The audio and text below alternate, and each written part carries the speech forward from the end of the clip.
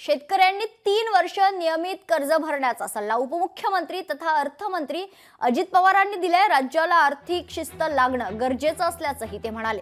बारामतीमध्ये एका कार्यक्रमात ते बोलत होते। तर यामुळे शेतकरी कर्जमाफी होणार की नाही असा प्रश्न विरोधक आता विचारू लागलेत।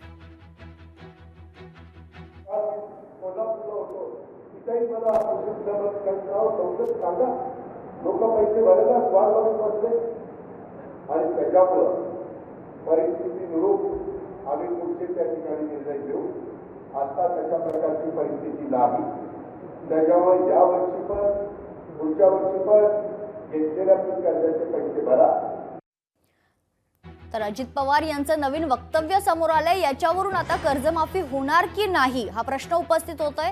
यावर अधिक चर्चा करूयात। आपल्यासोबत काँग्रेसचे अतुल लोंढेजी जोडले गेलेले आहेत। अतुलजी, स्वागत आहे तुमचं लोकशाही मराठीवर। जे काही अजित पवार बोलतायत, शेतकऱ्यांना त्यांनी सल्ला दिलेला आहे की 3 वर्ष तरी कर्ज भरण्याचा त्यांनी सल्ला शेतकऱ्यांना दिलेला आहे। याच्यावरून आता नवीन प्रश्न उपस्थित होते, तुमची काय प्रतिक्रिया आहे? नाही, याचा अर्थ सरळ सरळ असा होतो की राज्य दिवाळखोरीमध्ये निघालेलं आहे। यांनी 2.5 वर्षामध्ये राज्याची पूर्ण वाट लावलेली आहे।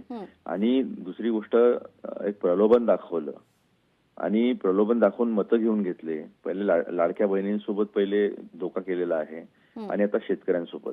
शेतकरी सन्मान निधी 12,000 15,000 रुपये करणार होते, त्याचं पण काही चर्चा नाही।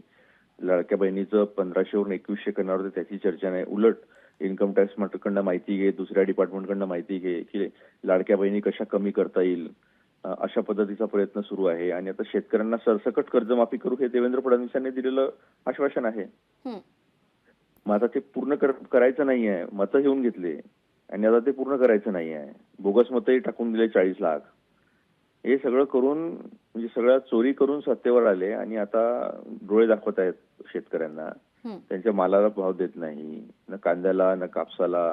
कापूस अजूनही शेतामध्येच आहे, तुरीला नाही, सोयाबीनला नाही। सगळ्या गोष्टीचे भाव पाडून दिले।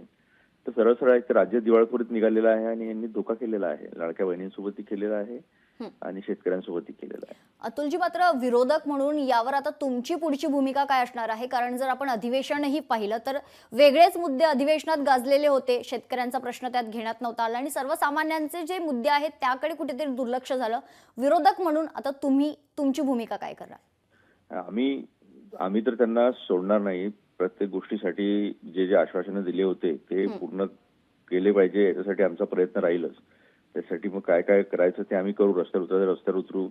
सभागृहामध्ये पण आम्ही सगळा हा गोष्टीचा प्रयत्न करतो। आता तरी जनतेचे डोळे उघडले पाहिजे की हे सगळे औरंगजेब, हिंदू मुसलमान, पाकिस्तानला चालले जा, हे सगळे मुद्दे जे आहे ते त्यांच्याच महत्वाच्या मुद्द्याला बगल देण्यासाठी हे लोक करत असतात।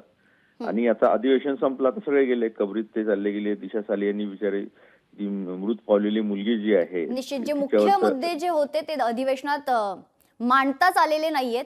धन्यवाद अतुलजी, तुम्ही दिलेल्या तुमच्या प्रतिक्रियेसाठी। खरं तर अर्थमंत्री अजित पवार यांनी आता एक नवीन सल्ला शेतकऱ्यांना दिलेला आहे।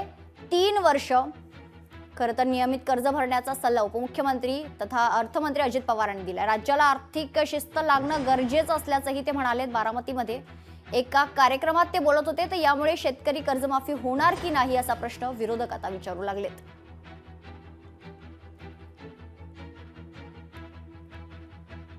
उपमुख्यमंत्री अजित पवार यांच्या आता एका नवीन वक्तव्यामुळे शेतकरी कर्जमाफी मिळणार नाहीच का असा प्रश्न आता उपस्थित होतो। एक नवीन संभ्रम आता निर्माण झालेला आहे। राज्याला आर्थिक शिस्त लागणं गरजेचं असल्याचं ते म्हणालेले आहेत। यासोबतच अजित पवारांच्या नवीन वक्तव्यामुळे संभ्रम निर्माण झालाय। यामुळे शेतकरी कर्जमाफी होणार की नाही असा प्रश्न पुन्हा एकदा विरोधक विचारू लागलेत।